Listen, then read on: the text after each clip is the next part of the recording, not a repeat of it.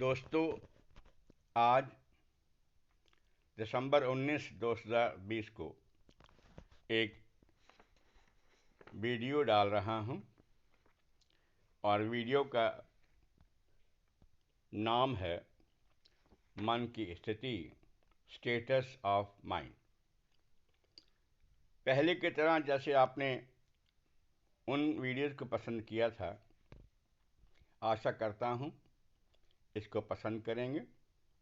अगर आप इसको पसंद करते हैं और अपने निष्कर्ष मुझे लिख करके भेजते हैं तो मैं आपका आभारी हूँगा, और अगर ये आपको संतुष्ट कर पाया तो मुझे और आगे वीडियो अपलोड करने की प्रेरणा मिलती रहेगी। दोस्तों, शुरू करता हूँ मन की स्थिति। ईश्वर ने मनुष्य को 2 शरीर प्रदान किए हैं। कितने शरीर प्रदान किए हैं? 2। एक स्थूल शरीर, दूसरा सूक्ष्म शरीर। स्थूल शरीर वह है जो व्यक्त हो रहा है, एक्सप्रेस हो रहा है, दिख रहा है, जबकि सूक्ष्म शरीर, लिंग शरीर, ल्यूमिनस शरीर वह शरीर है जो अव्यक्त है, दिखाई नहीं देता है। इसको आप केवल मन भी कह सकते हैं। सूक्ष्म शरीर मन का नाम है। किसका नाम है? मन का। आशा आपको पसंद आ रहा होगा, नहीं समझ आएगा तो पूछिएगा। स्थूल शरीर में 5 ज्ञानेंद्रियां हैं: कान, त्वचा, आँख, जिह्वा यानी रसना और नाक। यह क्रमशः शरीर के 5 तत्वों आकाश, ईथर, वायु, एयर, अग्नि, फायर, जल, वाटर और धरती, अर्थ पर आधारित हैं। स्थूल शरीर में 5 ज्ञानेंद्रियों के साथ 5 कर्मेंद्रियां भी हैं। यह क्रमशः इस तरह से हैं: मुंह,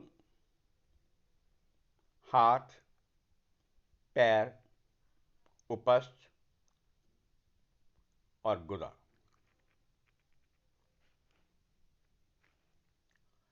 दूसरी तरफ सूक्ष्म शरीर के 4 अंग हैं। कितने अंग हैं? 4। ये हैं मन, बुद्धि या महत्व, चित्त यानी संस्कार एवं अहंकार, ईगो। मन विचार पैदा करता है। क्या करता है? विचार पैदा करता है। बुद्धि निर्णय लेती है, फैसला करती है, यानी विभिन्न विकल्पों में से उपलब्ध अच्छे विकल्प को चुनती है। चित्त में, मेमोरी में संस्कार रहते हैं जो पिछले जन्मों के इकट्ठे किए हुए होते हैं तथा वर्तमान जन्म के भी इकट्ठे किए होते हैं, और प्रारब्ध भी होता है। तथा अहंकार किसी व्यक्ति की पहचान को कहते हैं। अंतःकरण संक्षेप में फिर वही मन कहलाता है, जो सदैव आत्मा के साथ आता है तथा आत्मा के साथ चला जाता है। मन जन्म जन्म के कर्मों की, संस्कारों की, यादों की एक लाइब्रेरी है जो मनुष्य के विभिन्न जन्मों के लिए उत्तरदायी है। जन्म कौन कराता है? मन कराता है। संत कबीर ने बड़े स्पष्ट शब्दों में कहा है, सुर नर मुनि सबको ठगे, मन ही लिया अवतार। अगर मनुष्य को जन्म मिला है, यह केवल मन के कारण मिला है। मन अगर चुप हो जाए, मन अगर मर जाए, मन आत्मा में लीन हो जाए, तो आत्मा का मोक्ष हो गया, फिर जन्म नहीं होंगे। आप ऐसे कह सकते हैं कि मनुष्य का संपूर्ण जीवन ही एक प्रकार से मन है, क्योंकि स्थूल शरीर की प्रत्येक ज्ञानेंद्रिय एवं कर्मेंद्रिय को मन ही प्रेरित करता है, और मन संस्कारवश जैसी प्रेरणा देता है, केवल संसार संबंधी होगी ये बात तो तय है, वैसा ही स्थूल शरीर काम करता है।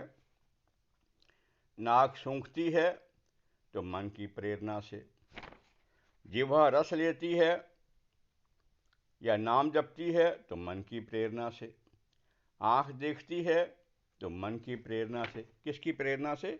मन की प्रेरणा से। त्वचा स्पर्श का रस लेती है तो मन की प्रेरणा से। मुंह अगर कुछ बोलता है, अच्छा या बुरा, गाली या आशीर्वाद, तो मन की प्रेरणा से। स्थूल शरीर ज़्यादा महत्वपूर्ण नहीं है, क्योंकि यह तो एक टूल है, जहाँ मन इसको ले जाएगा वहाँ पीछे पीछे चला जाएगा। जैसे सुई के पीछे धागा जाता है, वैसे ये तन मन के पीछे पीछे भागता है। मन की सोच या विचार शैली से ही मनुष्य की पहचान बनती है। एक व्यक्ति वर्षों से हिंदू था, अचानक उसने ईसाई धर्म को मानना शुरू कर दिया, तो यहाँ पर क्या बदला है? केवल विचार शैली बदली है ना, विचारधारा ही तो बदली है। स्थूल शरीर तो जस का तस है, कोई फर्क नहीं पड़ा, लेकिन विचारों के बदलते ही एक हिंदू ईसाई बन गया। तो आप यह कह सकते हैं कि जैसा मन सोचता है वैसा शरीर बन जाता है। बताओ, ठीक है कि नहीं? सुरेश, ठीक है कि नहीं? कोई गलती है तो बताइए। यदि मन में सकारात्मक विचार होते हैं, जैसे मैं स्वस्थ हूँ, मैं संतुष्ट हूँ, मुझे सब प्रेम करते हैं, मुझे कोई दुख नहीं, मुझे पूरी तरह शुक्राना है, तो यह शरीर के 60 अरब कोशों को सेल्स तक पहुँच जाते हैं और अपना अनुकूल प्रभाव दिखाते हैं। डिप्रेशन खत्म हो जाता है, डिल्यूजन या भ्रम खत्म हो जाता है। बताइए, ऐसा है कि नहीं? जब मैं ऐसा करता हूँ तो मेरी पत्नी मुझे रोकती है कि मत पूछो, क्योंकि ऐसा करने से लेक्चर का मज़ा ख़राब हो जाता है। जबकि वास्तविकता यह है कि हम जब पढ़ाते थे तो ऐसा ही करते थे। हर प्रश्न के बाद विद्यार्थियों से पूछते थे, बताओ सही है कि नहीं है। नहीं होता था तो हम अपने को बदल लेते थे, ऐसी कोई बात नहीं है। तो सकारात्मक विचार जो होते हैं सारे शरीर को स्फूर्ति प्रदान करते हैं और शरीर आनंदित रहता है। मन में दूसरी तरफ अगर नेगेटिव विचार आते हैं तो शरीर निढाल होकर गिर पड़ता है। बुखार ना होने पर भी अगर ये मन में आ गया कि मुझे बुखार है, इस नेगेटिव विचार के आते ही आदमी बीमार पड़ जाता है। कुछ काम करने को मन नहीं करता, शरीर निढाल होकर गिर पड़ता है। तो पहले मन को संभालना है। अगर मन अच्छा है तो कोई चीज़ बुरी नहीं। स्थूल शरीर निरंतर अपनी ज्ञानेंद्रियों के सुखों को पाने के लिए पदार्थ पर निर्भर करता है। पदार्थ संसार से मिलते हैं, और पदार्थ कहाँ से मिलेंगे? संसार के अलावा पदार्थ और कहीं से आते ही नहीं हैं, संसार से ही आते हैं। पदार्थों को अपने अनुकूल बनाकर उनसे सुख प्राप्त किया जा सकता है। इंद्रियां ईश्वर ने ऐसी बनाई हैं जो सदा बाह्य रहती हैं, बाह्यमुखी रहती हैं, वो बाहर की बार देखती हैं, अंदर नहीं आती। मन सदा इनके साथ शरीर से बाहर ही रहता है। बिना मन के आप जानते हैं इंद्रियां सुख भोग नहीं सकती। यह प्रक्रिया पूरे जीवन पर्यंत चलती रहती है, क्योंकि बिना इंद्रियों के भोग के शरीर चलेगा नहीं। शरीर की आवश्यकता है भोजन या बाहर से मिलेगा, परिणाम स्वरूप मन जीवन पर्यंत बाहर रहता है। 100 वर्षों तक का भी जीवन हो तो भोग समाप्त नहीं होते।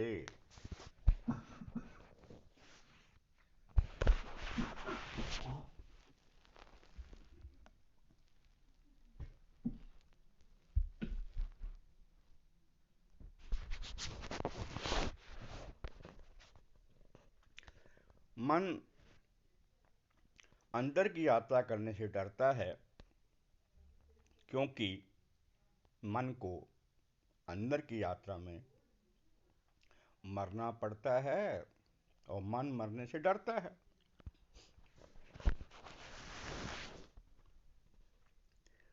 तो ये सत्य है कि भोगता समाप्त हो जाता है, परंतु भोग कभी समाप्त नहीं होते। संत कबीर जी का कथन देखिए। कबीर मन पंछी भया, उड़ के चला आकाश, ऊपर से ही गिर पड़ा यह माया के पास। दूसरे उन्हीं के ही शब्दों में, इस मन को कोई खोजो भाई, इस मन को कोई खोजो भाई।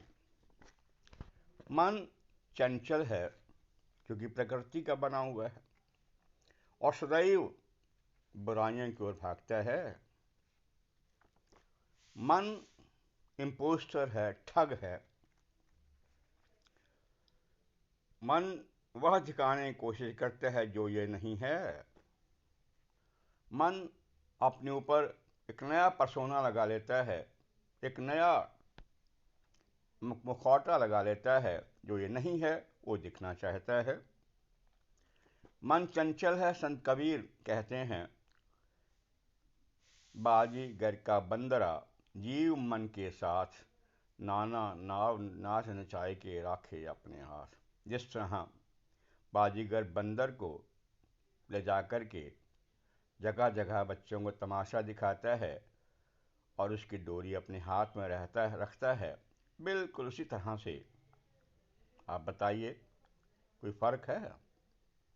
यह मन मनुष्य को निचाता रहता है, और डोरी मनुष्य के हाथ नहीं, स्थूल शरीर के हाथ नहीं, स्वयं मन के पास रहती है। मन कहानीकार है, स्टोरी टेलर है। मन सदा नई नई कहानियाँ गढ़ता रहता है। मन लोभी है, लोभ करता है, कामी है, क्रोधी है, मोही है, अभिमानी है। मन जेलसी रखता है, यानी ईर्ष्या करता है, राग द्वेष रखता है, और नकारात्मक विचारों का सृजन करता रहता है। मन करुणा, दया, प्रेम, सहनशीलता, धर्म, संतोष आदि गुणों से दूर भागता है और बुराइयों को स्वीकार करता है। बोलो, ऐसा है कि नहीं? है ना? सुशीला, तुम बोलो, ऐसा है कि नहीं? है। मन प्रभु में विश्वास नहीं करता है। मन पदार्थों से सुख लेता है और उन्हीं के रस में, महारस और प्रभु और आनंद को ढूंढता रहता है, जो कि ना है और ना वहाँ मिलेगा। मन को सुंदर बनाना हमारे प्रयत्न होना चाहिए, और हमारा प्रयास हो कि हमारा मन सकारात्मक या पॉजिटिव विचारों का सृजन करे और हमारा मन प्रभु को समर्पित हो। याद रहे, स्मरण रहे कि समर्पण या शरणागति हेतु कुछ आवश्यक शर्तें हैं। जैसे नंबर 1, प्रभु पर 100% विश्वास होना चाहिए। 100 हिलाने वाले आ जाएं, विश्वास पर्वत की तरह अडिग होना चाहिए, यह हिलना नहीं चाहिए। दूसरे,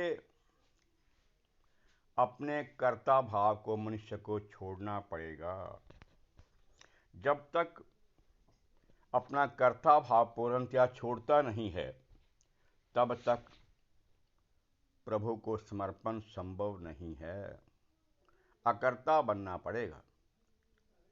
पीना चाहे प्रेम रस, राखा चाहे मान, एक मयान में 2 खड़क, देखा सुना ना काम, देखा सुना ना काम। संत कवि। बोलो सरोज, ठीक है? बिल्कुल ठीक है। Very good. आप खुल करके बोली हैं।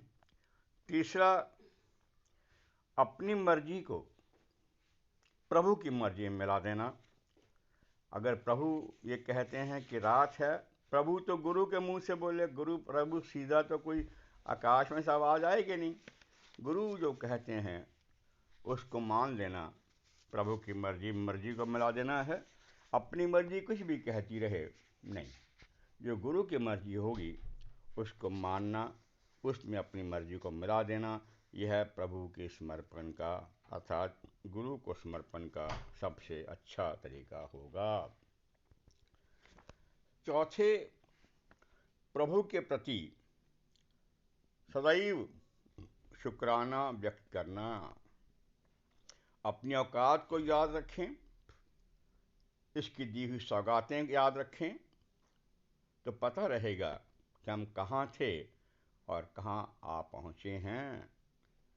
दुनियावी सुखों के बारे में या प्रभु भक्ति के बारे में, यह भी समर्पण की आवश्यक शर्त है।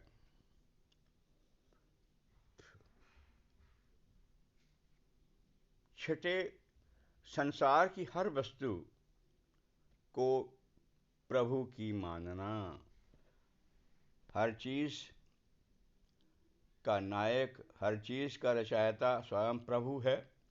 कुछ नहीं था तो प्रभु था, सब कुछ है तो प्रभु है, कुछ नहीं होगा तो प्रभु ही होगा। क्योंकि पूर्णमदः पूर्णमिदं पूर्णात् पूर्णमुदच्यते पूर्णस्य पूर्णमादाय पूर्णमेवावशिष्यते। शांति शांति शांति। वेद। तो जब परमात्मा के सिवा कुछ था ही नहीं, कुछ रहेगा भी नहीं, कुछ है ही नहीं, अजीब सा गणित है। गणित में, संसारिक गणित में 1 + 1 = 2 होता है, या 1 - 1 = 0 होती है। लेकिन आध्यात्मिक गणित में 1 - 1 = 1, 1 + 1 = 1 रहता है।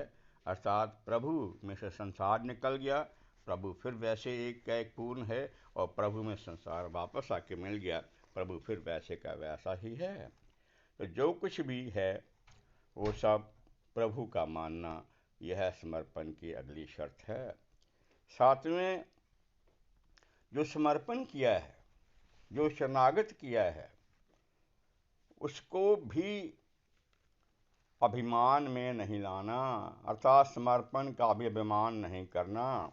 अगर समर्पण का अभिमान किया तो मानिए समर्पण बेकार हो गया। अगला पॉइंट, प्रभु से प्रेम करना।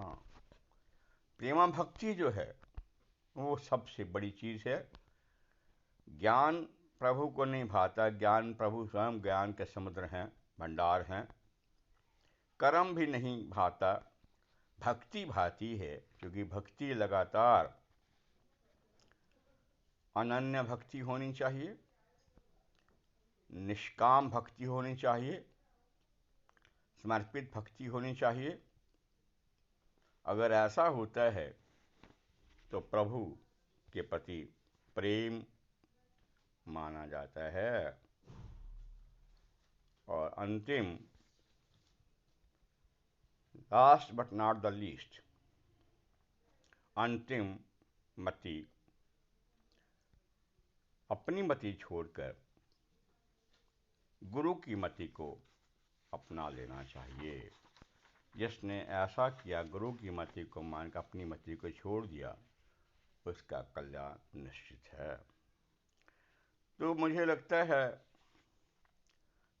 दोस्तों, ये डिस्कोर्स या लेक्चर आपको पसंद आया होगा। अपनी राय दीजिएगा। 9312777645 9312777645। Doctor R.K. कालरा,